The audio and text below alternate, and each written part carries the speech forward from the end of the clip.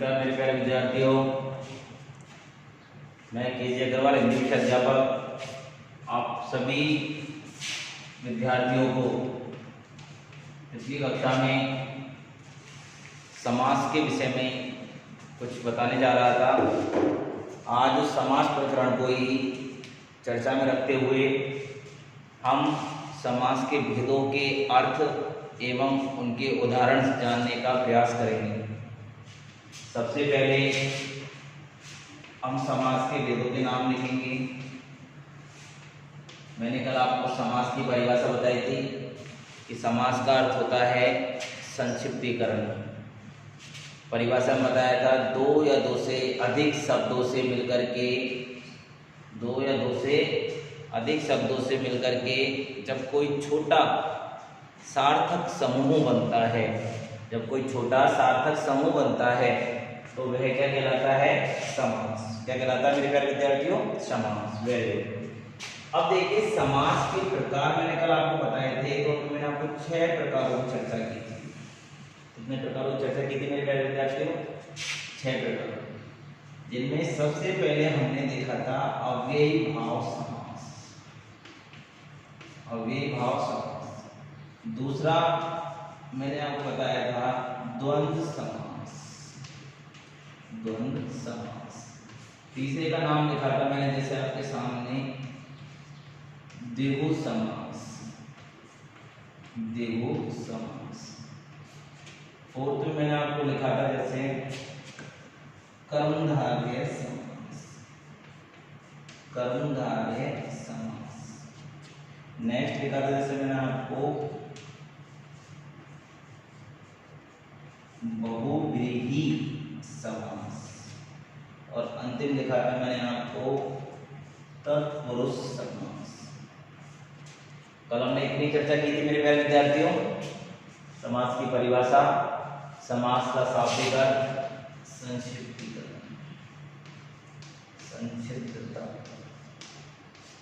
तो कल हमने इतनी चर्चा कर ली। आज हम सबसे पहले अव्ययीभाव समास को पढ़ने का प्रयास करेंगे। किस समास को पढ़ने का प्रयास करेंगे मेरे प्यारे विद्यार्थियों? अव्ययीभाव समास। देखिए सबसे पहले देखेंगे हम कि अव्ययीभाव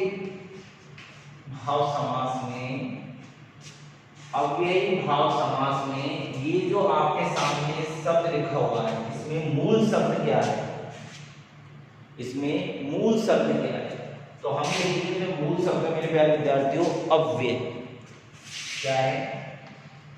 अव्यय। अब देखो आप अव्ययी, तो आपको इसकी पीछे दिखाई दे रही है ई, तो हमने उसको हटा करके बना दिया अव्यय। अब इसमें अगर हम मूल शब्द ढूंढेंगे तो हमको मिलेगा व्यय। क्या मिलेगा? व्यय। तो अव्यय में व्यय शब्द है व्यय, और व्यय का अर्थ क्या होता है मेरे प्यारे विद्यार्थियों? खर्च। क्या होता है? खर्च। व्यय का अर्थ क्या होता है? खर्च। कि हमारा कुछ पैसा था वो व्यय हो गया, खर्च हो गया। ठीक है, तो अब मैं आप लोगों से बात करूं कि यहां पर व्यय के साथ ए को जोड़ दो। तो आप जानते हो जब हम सफल में ए जोड़ देते हैं तो असफल हो जाता है, मतलब उसका उल्टा हो जाता है। ऐसे ही व्यय का अगर हम ए जोड़ करके अर्थ करें तो इसका उल्टा क्या हो जाएगा? अव्यय, अर्थात जो खर्च ना हो।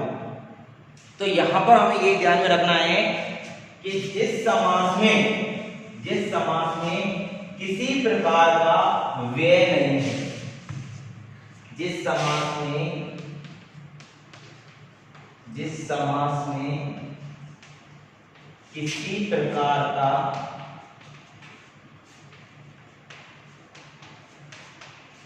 व्यय नहीं।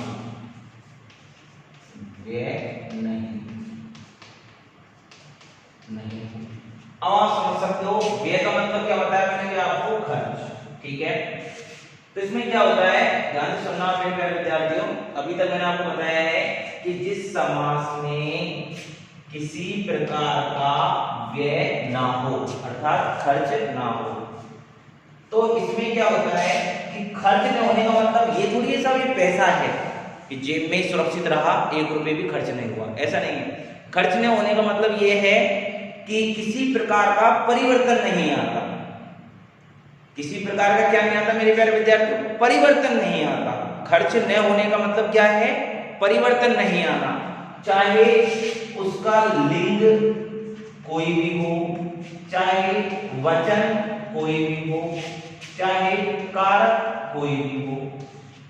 तो कारक, लिंग, वचन इन तीनों के किसी भी रूप में हमारा यह शब्द बदलेगा नहीं, परिवर्तित नहीं होगा। बदलेगा नहीं, परिवर्तित नहीं होगा। और यही नियम क्या कहलाएगा? अव्यय। क्या कहलाएगा मेरे प्यारे विद्यार्थियों? अव्यय। यही नियम क्या कहलाएगा? अव्यय। तो यहां तक आपने देखा। अब मैं इसकी परिभाषा बनाने जा रहा हूं आपके सामने। मैं इसकी परिभाषा बनाने जा रहा हूं। उस परिभाषा को बनाने से पहले मैंने आपके सामने बातें रखी है, ये आपको समझ में आ गई है। अब इन सभी बातों को मिलाकर के हम क्या परिभाषा बनाएंगे इसकी? हम इसकी परिभाषा क्या बनाएंगे? यस, वह समास। वह समास जिसमें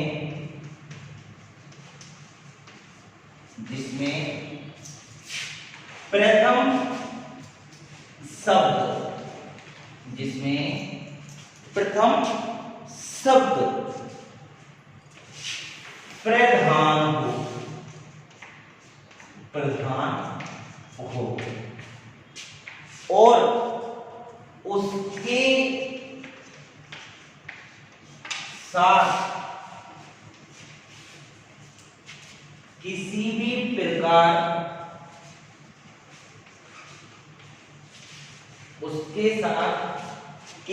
प्रकार के शब्दों के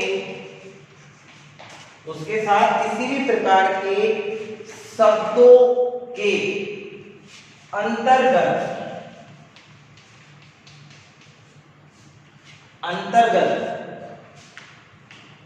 परिवर्तन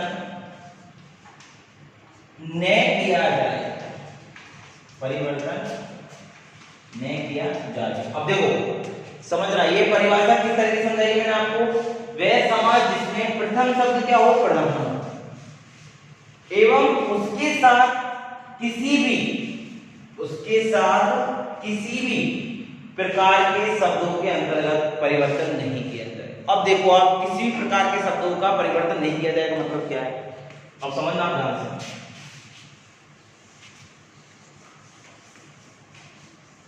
देखो, मैंने कहा आपके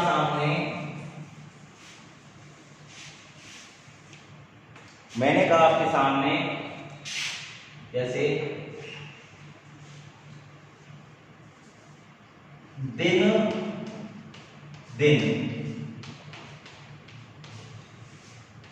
अब देखो, यह है प्रथम शब्द इसका दिन, और यह इसका द्वितीय शब्द है दिन। ठीक है, यह प्रथम शब्द है दिन, और ये दूसरा शब्द भी क्या है? दिन। तो दिन में जो प्रथम शब्द दिन है, यह शब्द तो हुआ हमारा प्रधान, और इसी को बोलेंगे अव्यय। इसी को क्या बोलेंगे मेरे प्यारे विद्यार्थियों? अव्यय। अब प्रथम पद में प्रधानता है और अव्यय का पद है। अब ये दूसरा शब्द जो है इसमें भी इसके प्रधान होने के और अव्यय होने के गुण शामिल हो जाएंगे। इसलिए इससे जो नया शब्द हमारे सामने बन रहा है, क्या बन रहा है? दिन, प्रतिदिन। तो इस शब्द में चाहे हम किसी भी लिंग का प्रयोग करें, किसी भी वचन का प्रयोग करें, और किसी भी कारक का प्रयोग करें, लेकिन किसी भी लिंग का वचन करें, किसी भी कारक का प्रयोग करें, किसी भी वचन का प्रयोग करें, लेकिन यह कभी बदलता है क्या? नहीं बदलता है, यह कभी भी नहीं बदलता है। तो आप समझ सकते हो।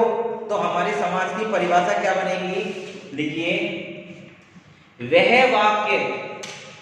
वाक्य जिसके अंतर्गत प्रथम पद, वह वाक्य जिसके अंतर्गत प्रथम पद अव्यय हो, प्रथम पद अव्यय हो। देखिए परिभाषा, वह वाक्य जिसके अंतर्गत प्रथम पद अव्यय हो एवं उसका अर्थ प्रधान हो। जिस वाक्य में, देखिए बेटा परिभाषा, जिस वाक्य में प्रथम पद अव्यय हो, अव्यय हो। अब अव्यय का अर्थ मैंने आपको समझा दिया। जिस वाक्य में प्रथम पद अव्यय हो। अब वाक्य आपको बताइए, संक्षिप्त वाक्य। कौन सा वाक्य? संक्षिप्त वाक्य। जिस वाक्य में, अर्थात जिस शब्द में, कौन से शब्द में? छोटे सार्थक शब्द में वह प्रथम पद अव्यय हो एवं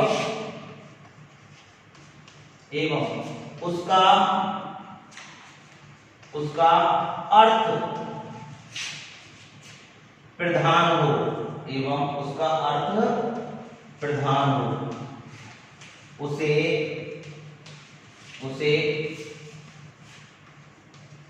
अव्ययी भाव समास, उसे अव्ययी भाव समास कहते हैं। आप चाहो तो वाक्य की जगह ये भी लिख सकते हो, समास। जिस समास में प्रथम पद प्रधान अर्थात अव्यय हो एवं उसका अर्थ प्रधान हो, उसे अव्ययी भाव समास कहते हैं। अब देखो कैसे, जैसे मैं आपके सामने कुछ उदाहरण पेश कर रहा हूं। मैंने लिखा आपके सामने यथा, हर, दिन, आ,